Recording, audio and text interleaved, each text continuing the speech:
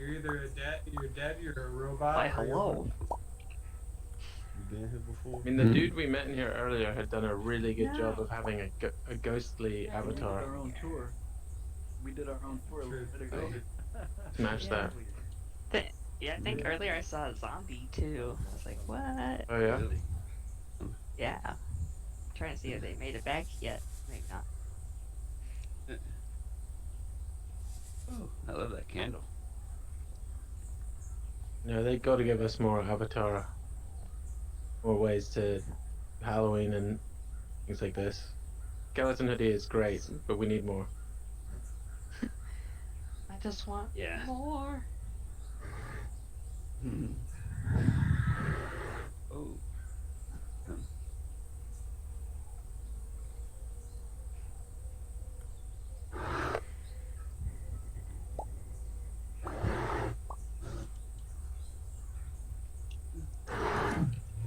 We got Patrick in here already.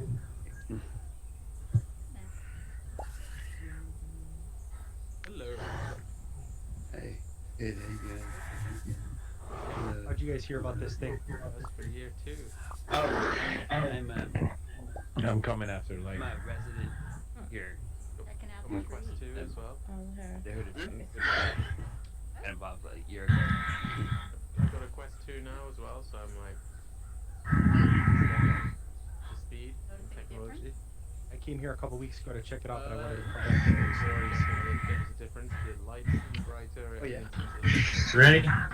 Patrick. Time is a lot faster. Ooh. I was having. Lonnie. Hey, Steve. How you been? Yep, Good. when I Good, could yeah. turn, when I should turn on my I was amplifier. trying to do this on 2D mode tonight, and my computer, I guess, was just not handling it, so I had to switch over to headset. Okay. Okay, camera. Okay, camera. We're gonna go. Our storyteller is here. No, but And go for launch. Go storyteller. All right. I thought it would be easier, but I'm just gonna lift it up a little bit and go for it. That's what Hello, everyone. I'm not alone. I Then. bought it with the case. I think it was Gather around. Come close. Follow the voice. yeah. Follow the person in the purple skeleton costume.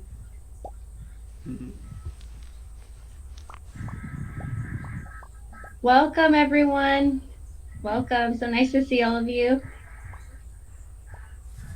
I'm so excited to present this year's Ghosts of Afterville guided ghost walk and storytelling event. My name is Janelle Casitas, the resident storyteller here, and I've been looking forward to this evening for a while. I have the pleasure of guiding you around to meet several of our fantastic storytellers throughout Afterville who are ready to tell you their tales. Halloween was this past weekend, and it's a fun occasion for frights, treats, and thrills.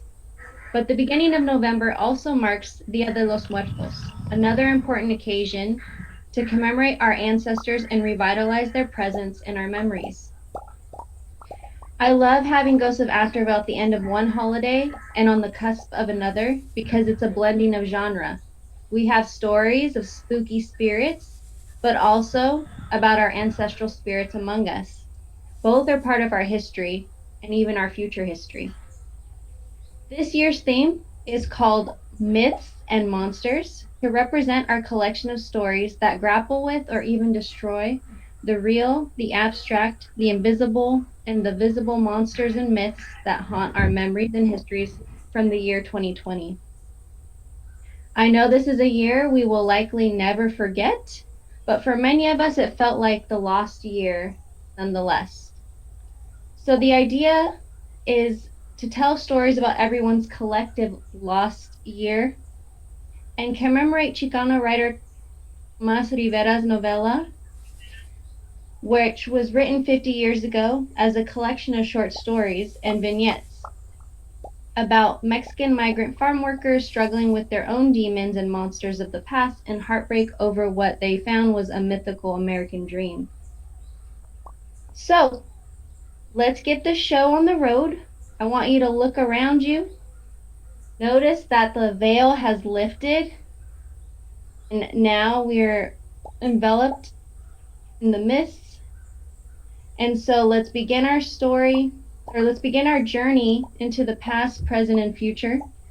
And we'll start over this way, if you'll follow me, to the underground subway station, where we will hear from our first storyteller, Patience. So go ahead and follow me over here, please.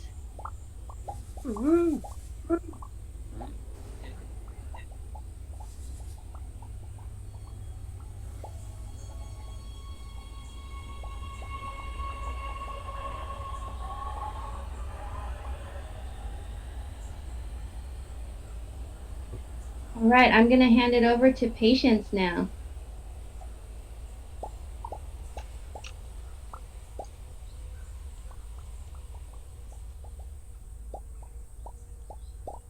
Hello. Okay. I'll go ahead and get started. This is called The Train. I wake up on a train on the way back from university, often in a state of hypervigilance or doziness. Video plays something French, sweet, appreciative of the female form. Wonder if I will ever have something like that. Can something like that last? Very aware that the passengers are tensing up. Someone who looks like everybody else is saying something. His energy is something else entirely.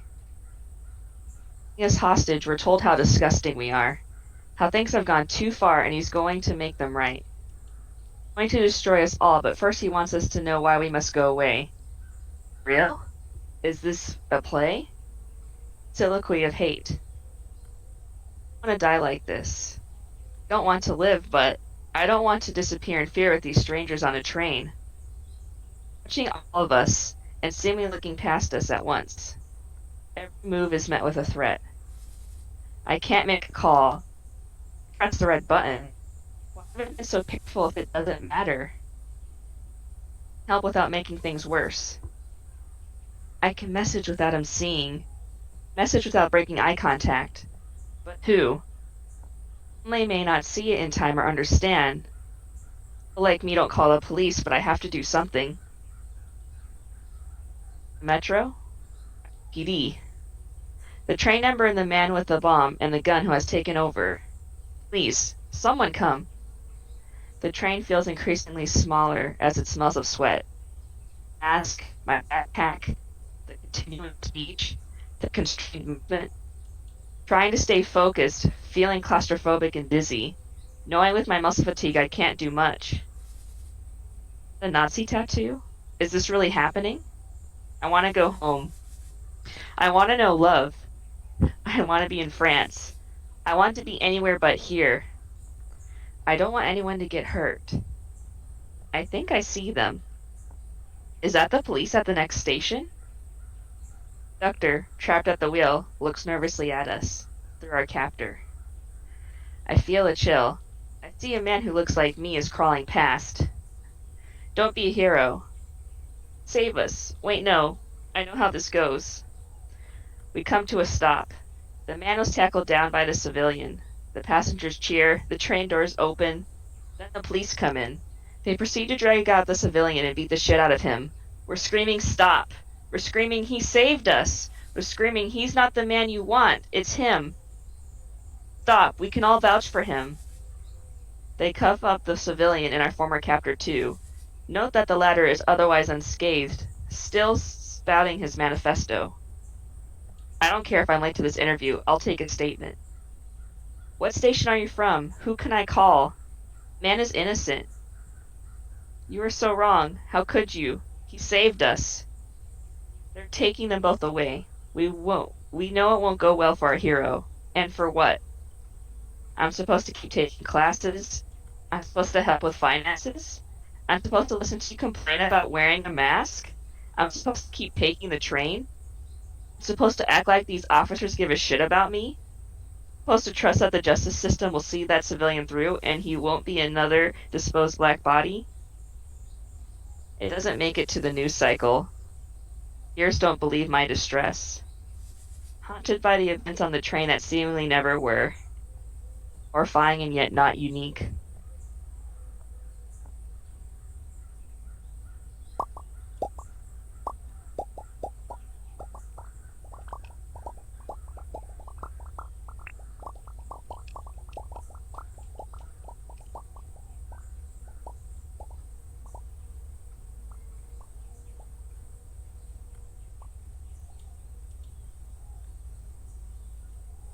Thank you, patient.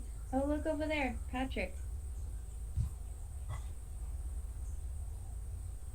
So, thank you, patience. That was an amazing story, and I'm here to the honor of reading a poem I wrote way back in 2020, before we moved up here to Afterville, about my good friend Andy Friedman, who is a physicist uh, who passed away.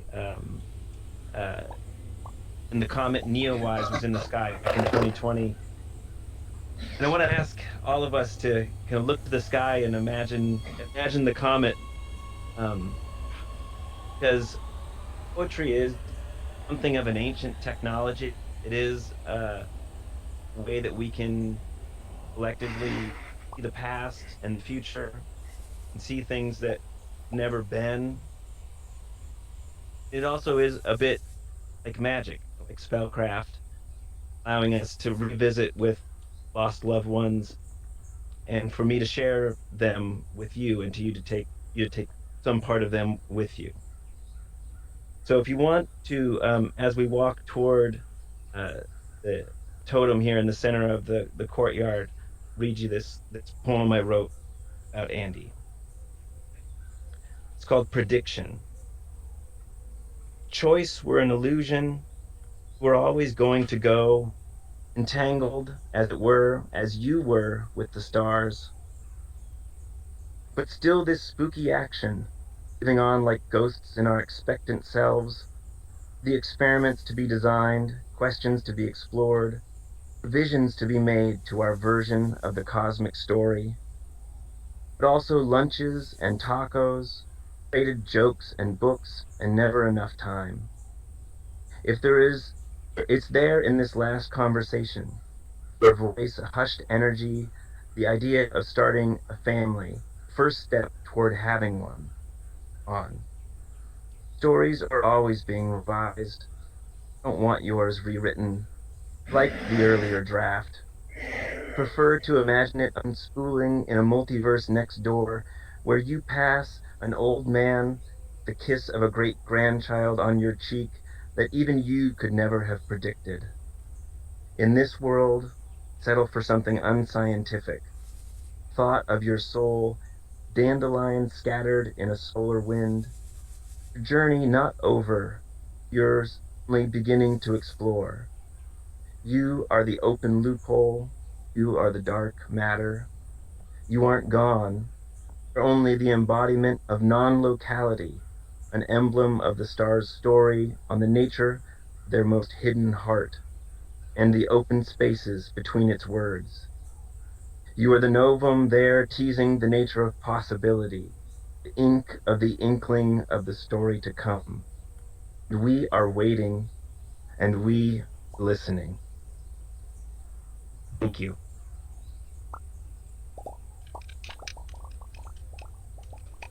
And if we want to follow Janelle over to our next location here. Thank you so much, Patrick. That poem is beautiful. Everyone, follow me to the story totem over here.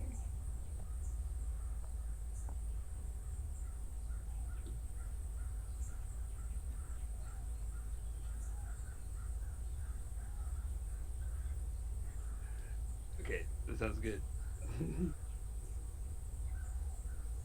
Want to introduce Dr. Brooks here, Janelle? Yes. Is everyone here? All right, I think everyone is here. I'm very excited to introduce our next storyteller, Dr. Lonnie Brooks, who will begin his wonderful story, and look out around you for any surprises. Everyone, Yes. thank you. All right. Thanks for being here in Afterville 2029. Title of this is Discovering the Undiscovered Tales of the Mothership and Its Medicine to Heal the Orange Sky, a story poem. First, let's go on a flashback.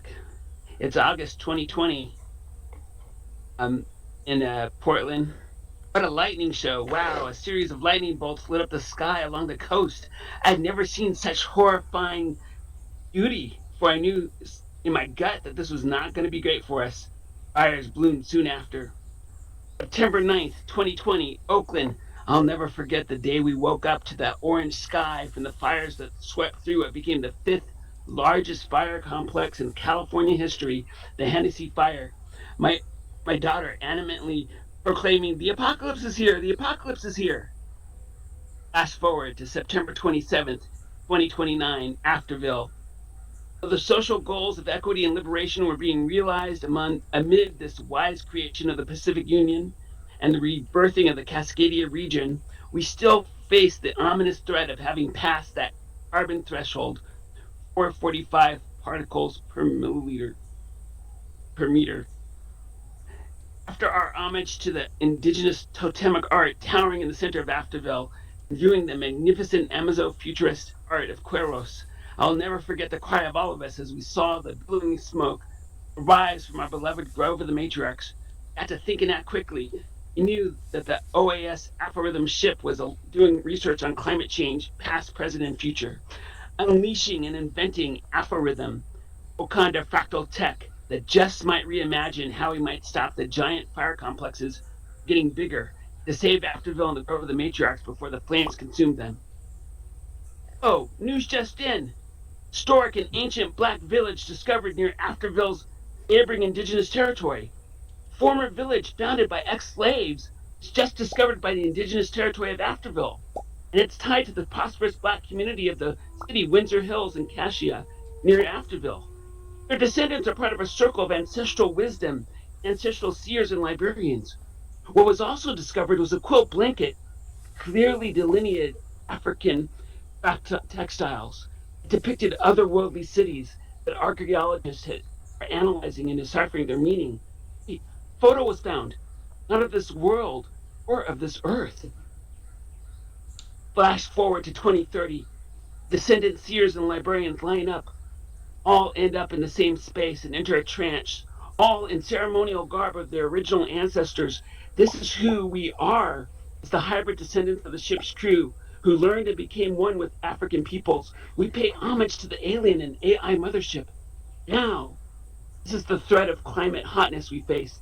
The threat your ship rescued us from long ago on our homeworld, and you're back, based on an ancient song recovered from the Black Village by Afterville. Its rhythmic verse unlocks the fractal code of the quilt as it starts pulsating its rhythmic code and color, and the fractal code it generates is a picture of the mothership in a series of coded cards.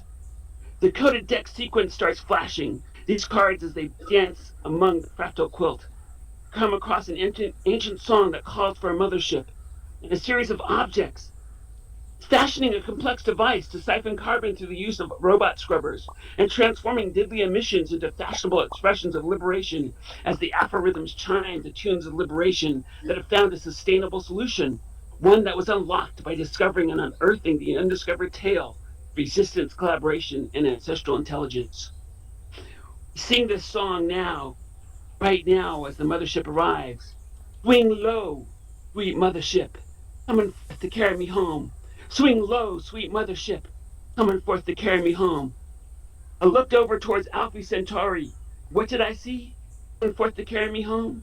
A band of black angels levitating in flight, coming after me, coming forth to carry me home. Sometimes I'm up and sometimes I'm down. Solar wind sails coming forth to carry me home. But still my cosmic soul feels Sirius B starbound.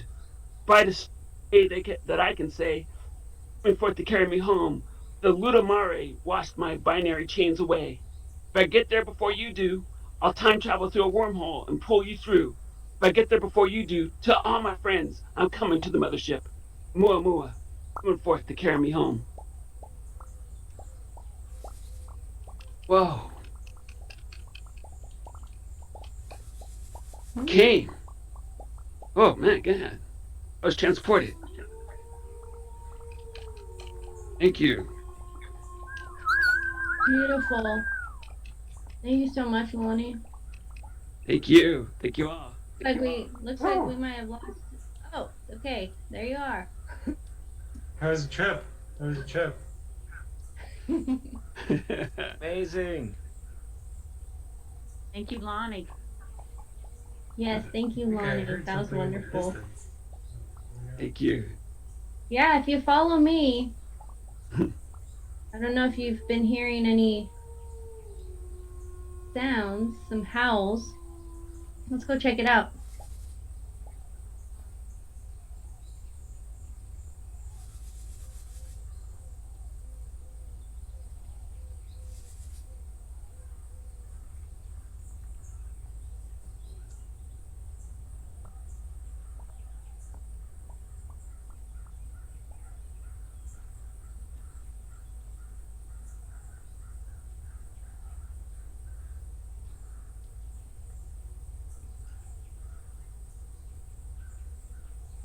Go ahead, come closer.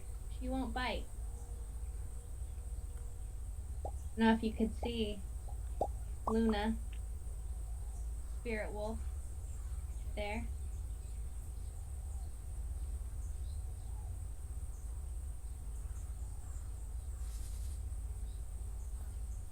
To begin my story, this is a dedication to my own family dog who passed recently, Luna, who herself was a strong, spirited pup, and we all miss her very much, so this is dedicated to her.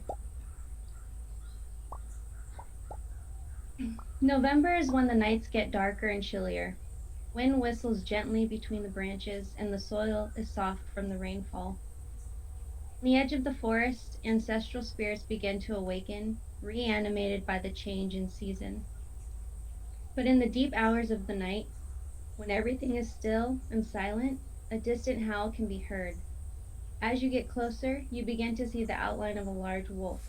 You aren't sure if it's an illusion or a dream. The howl reverberates louder the closer you get, and the outline materializes into a living, breathing wolf. But wolves have been extinct for decades now. How can this be? The answer is Luna, the spirit wolf. She's the guardian of the Cascadian forest, a symbol of protection and preservation for animals both living and in spirit.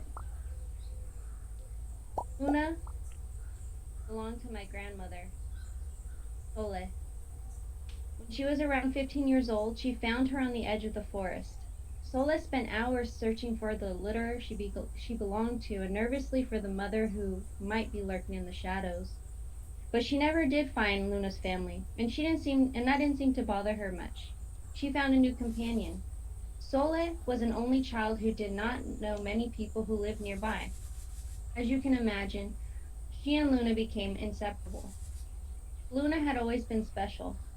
She seemed to have another sense, a spiritual sense. Sole says she had a certain power when it came to natural elements and other animals, an understanding and empathy. At the time, global warming had progressed significantly, and many living organisms were becoming extinct. This is why my grandmother lived in isolation and away from any type of human activity. Her father suffered the loss of his wife, her mother, in the COVID-19 pandemic. He became a recluse, bringing Sole along with him, hoping to find peace. Instead, he deteriorated even more into a depression, and his only human contact was with Sole. In her early adult years, she took care of all the household matters and tried to make connections with others online, but it wasn't the same. Ever since the pandemic, everyone became a stranger to one another, someone who couldn't be trusted. This sickness affected people in more than just physical ways. Their spirits became diseased, too. Nasty fights erupted in person and online, people accusing one another of this or that. Sole found solace in disconnecting and taking walks along the forest with Luna.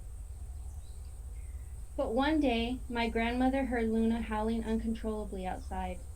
When she rushed outside, she saw a small rabbit next to her who looked discolored and sick, almost dead.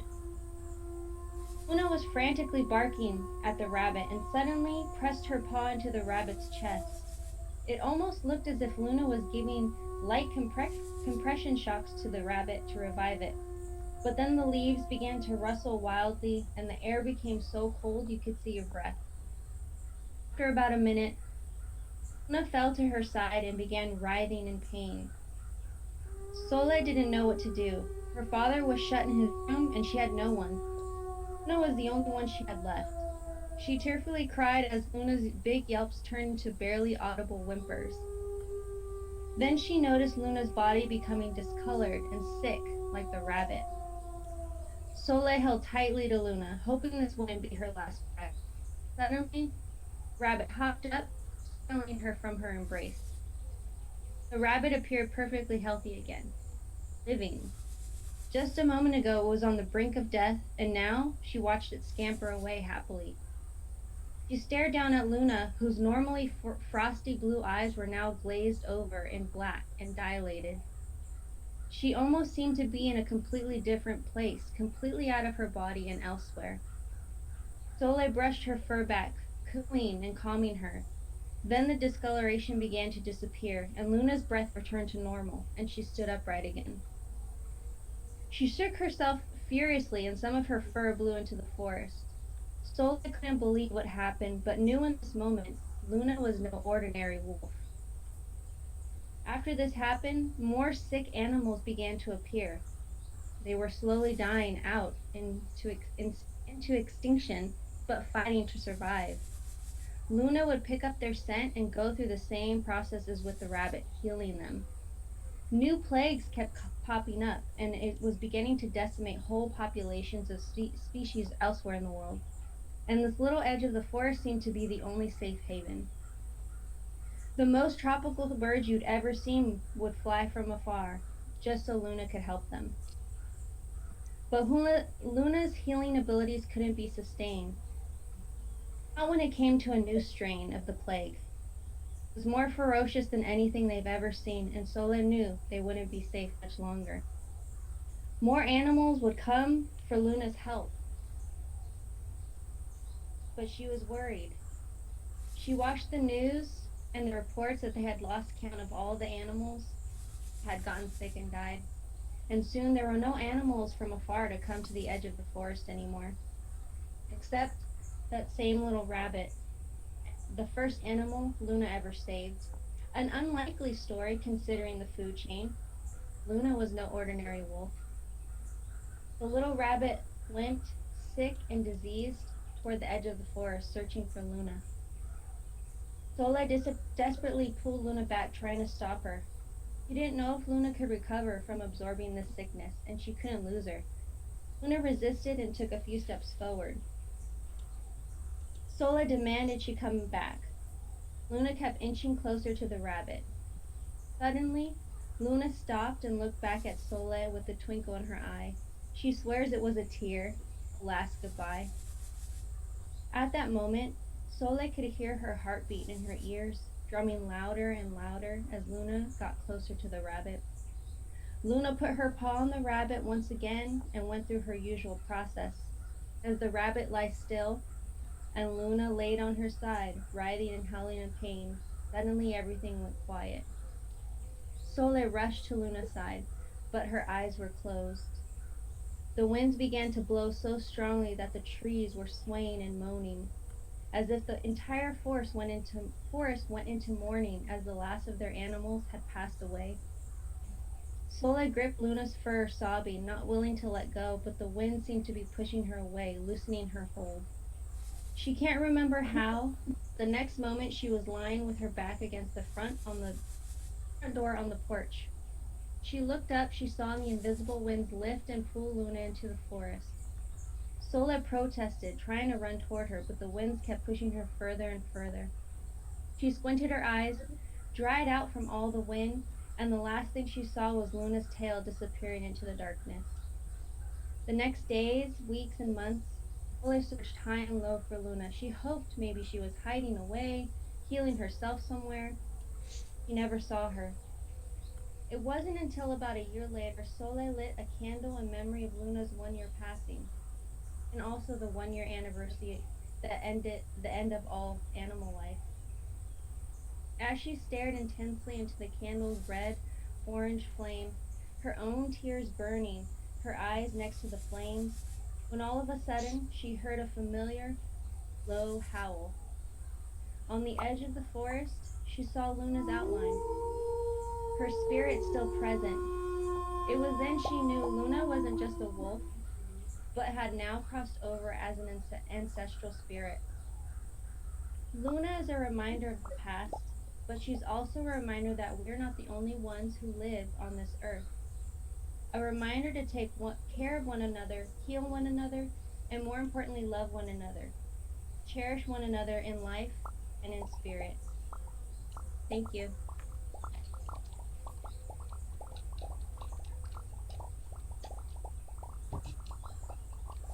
Thanks, everyone. If you will kindly look behind you toward Max, we'll be performing our next story. Oh, hello, everyone. In this way.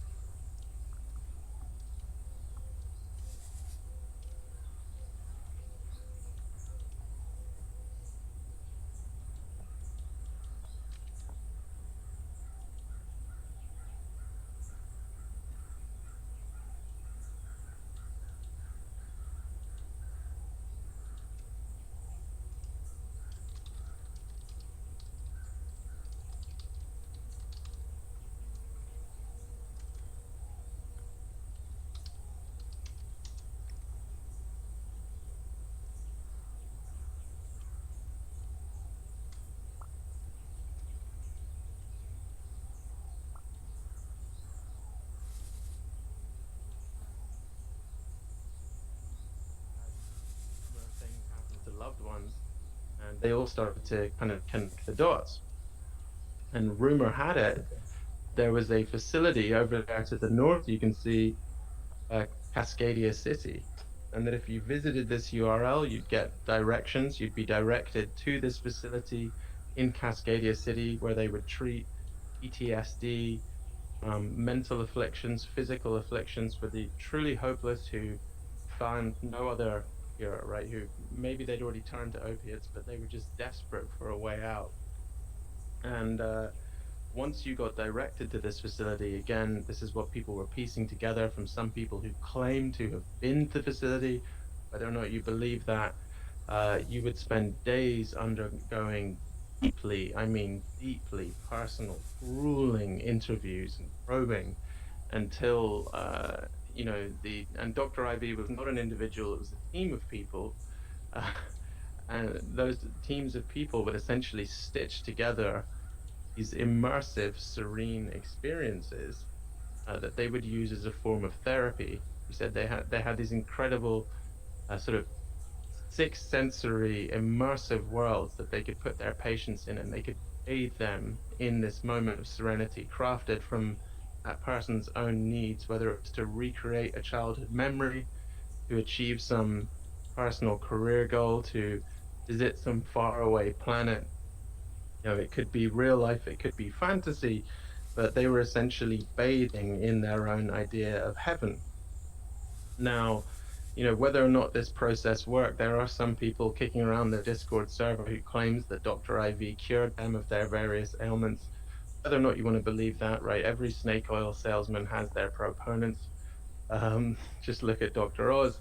But essentially, about 9 years ago, I'd say, I'm sure you will recall the sort of the pro-mask, anti-mask protests that were breaking out across the US and around the world. And in Cascadia City, there was a particularly violent protest. There was a vehicular homicide. To this day, we're not sure if it was accidental fire or arson, but a fire ripped through, I believe, 12 to 15 of the historic buildings in Cascadia City. Now, before the fire really picked up steam, the scientists, the people running the facility, had essentially cranked up the simulations for their patients, thinking, we don't want them to be disturbed. We don't want to undo weeks of treatment or months of treatment for some of these poor souls. So let's just turn up, the sensory stimulation and drown out the kind of violence and the noise and the smell from outside. As the fire got so bad that the staff working in the facility had to flee, they didn't have time, perhaps they didn't think it was going to cause the kind of damage it did, to essentially wake up the patients undergoing the treatment. So the true horror of the story, and this friend overheard a cop essentially spilling the beans downstairs in the Pioneer one late night. The true horror of the story is they believe a whole floor of these patients were essentially burned alive while still immersed in their serene simulations. The fumes, toxic fumes would have hit them so fast that they really wouldn't have felt a thing. But just what's truly mind-blowing and kind of horrific about this whole experience is, their minds weren't here in the real world when they died, they were somewhere else.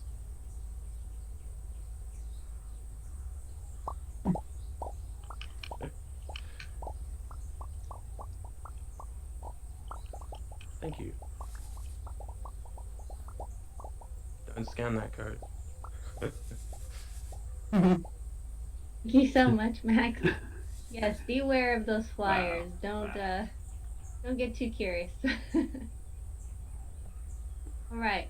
Well, I'm going to take you all, if you follow me, to the captured spirit stage for our finale of the night. Very excited for this, so just follow me this way, please. Yeah, sure.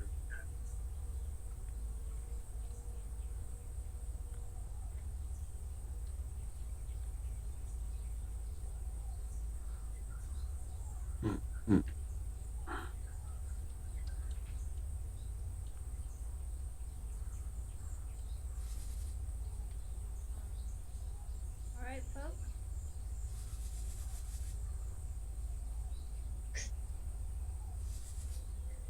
All right, everyone. Feel free to take a seat. This next story is a visual one. Looking for our director. Where's Justin? Oh, there you are. Hey, Justin. So I am very honored to introduce Justin Deegan. He's here to share his film with you, his story. Justin, I wanted to invite you up here if you wanted to say a few words about it before we get started and play the film. Sure. Hello, everybody. How y'all doing? Well, my name is Justin Deegan, and I'm an indigenous filmmaker from North Dakota. I am an Arikara, I'm Oglala and Hunkpapa. To people who aren't familiar with Oglalas and Hunkpapas, we're commonly referred to as Sioux. But moreover, just the Lakota, Dakota, Nakota Nation. The Arikara, also originally from the North Dakota, South Dakota, Nebraska area. as well as Oklahoma. And I got into filmmaking because in the very beginning, I wanted to be an actor. And long story short, I decided if I wanted to be in a film, I needed to create my own films. And so that began the process of teaching myself how to make films, write, produce, direct, the whole thing. So I'm completely 100%, self-taught. And through the years, I have, of course, have watched numerous films, native and non-native. But the big thing about this whole process for me is coming to the self-realization that in order to have an authentic story, you need to have an authentic view as well as an authentic presentation of that story. Hence, Thunder Revolution Studio, small independent production company that I created years ago in 2013, and came up with the catchphrase, an indigenous lens for an indigenous narrative. And that pretty much encapsulates everything that I strive to do in order to present an authentic indigenous narrative through that indigenous lens as well. And this project here is really sort of a spur of the moment thing. It's called The Collector, and we were a part of a small team that was kind of introduced to this whole thing about a short film competition. So the max is 5 minutes, and we had 2 days to write and produce and direct and shoot the script, and then an extra 2 days to edit, and then we went to the competition and presented everything. So this film, we had to use the line, "How do you do, my lady?" And everybody had to have a helmet in the project as well as a VHS tape. So we had to work that into the script, and this is the project called The Collector. So one of the things that was presented when we were being handed our assignments is that we were told that everybody that it was during Halloween 2 years ago, everybody did this in the past had always done comedies. So when we sat down to write our script, we started out writing a comedy. Then after we had written the script, we spent a good day writing this thing. And then I said, you know what, let's film a murder. What would it look like? And so this is that project. That's it. Thank you.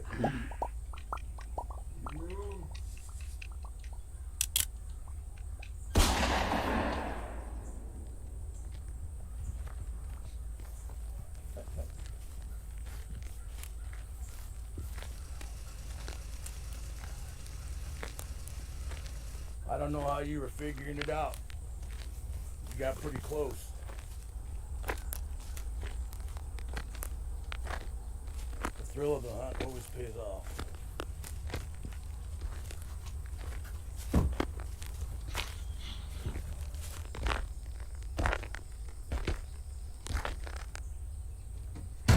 How do you do, my lady?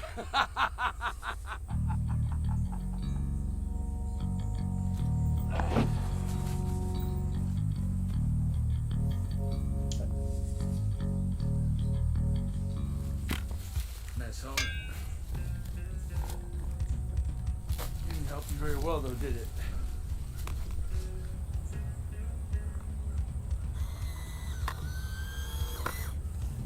Greed's all he's won.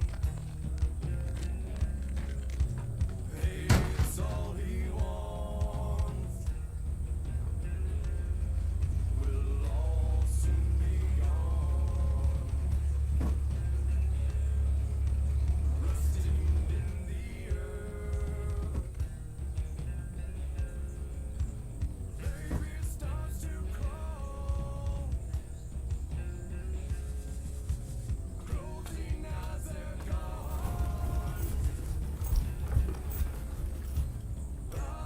Hello, ladies.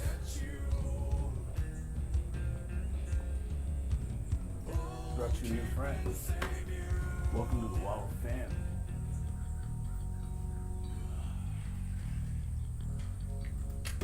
Welcome back to Billy Jack, State, federal, and tribal authorities are keeping a real tight lid on all the details about the 4 missing people. In studio, we have Megan Shepard. Welcome to the show. Thank you for having me. Can you give us an overview of your findings? I've been doing a lot of research. I feel like I've been getting pretty close to locating the person that has been abducting these women. The strange anomaly about this person is that they have left no digital footprint, making it hard for us.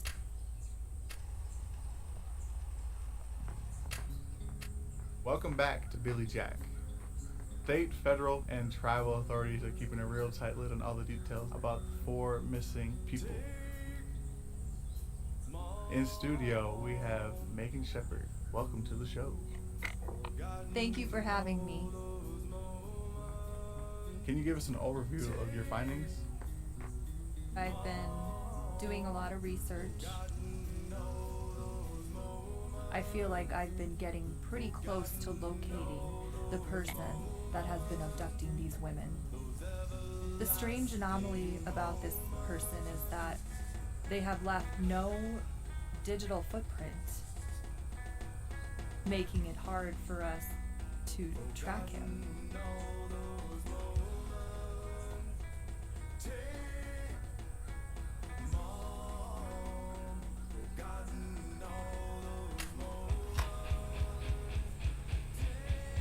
Welcome to the Wall of Fame. Megan Shepard.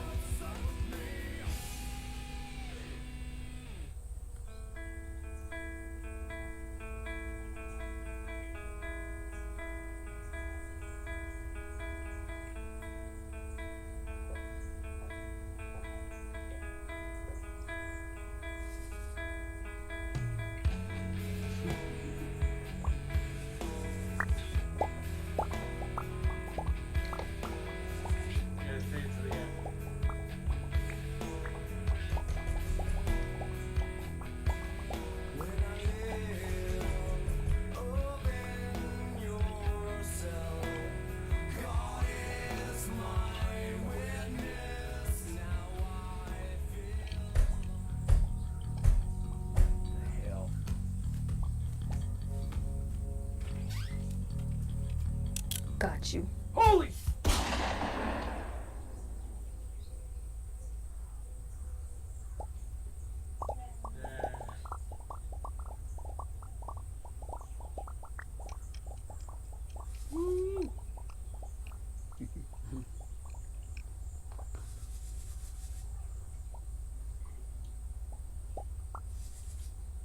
Thanks, Justin. I'm happy with that ending. All right, well, I just want to say what an incredible show tonight, and I sincerely thank our storytellers, our amazing crew for making this event possible. Just get another round of applause, emojis, unmute, some whoops and hollers. Woo! But you know, the night is not All over. the spirits from the trees that have been helping us. Yes. So the night is not over because while my time as your guide has come to an end, I urge you to seize this opportunity. Write your own stories, explore alternative narratives and realities. Maybe be part of this next year. But you know, speaking of, did you notice the tree at the center over there if you turn around?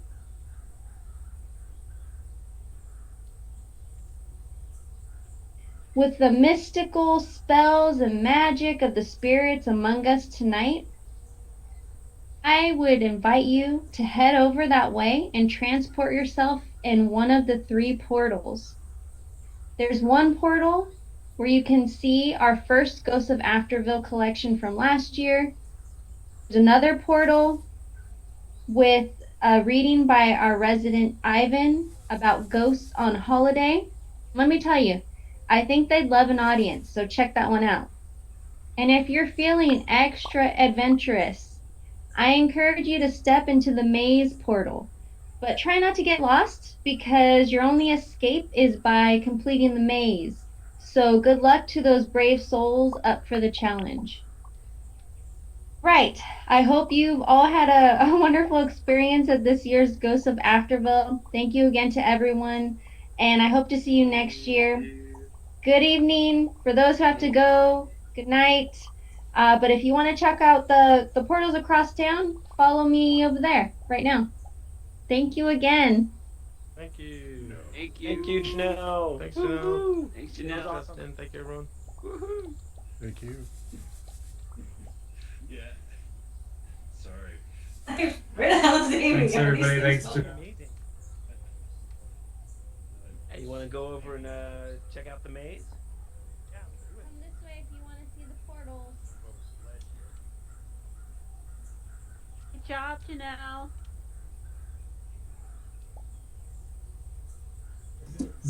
Obvious.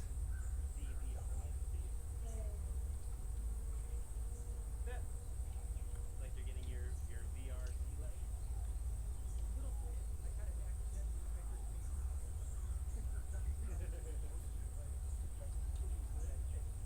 I've definitely done that and accidentally completely exited.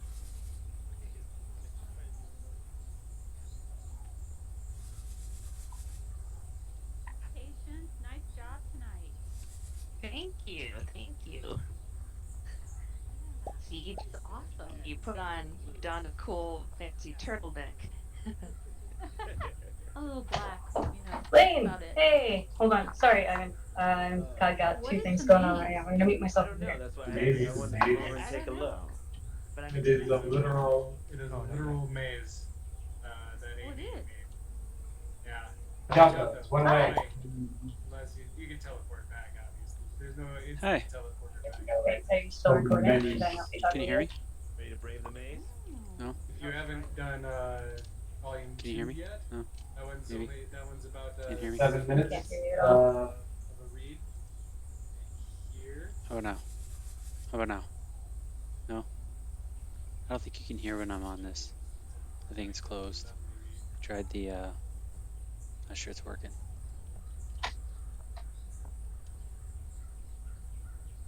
Okay, man. I disconnected. Can't hear you in here. Can't hear me either. I've just been staring at his face.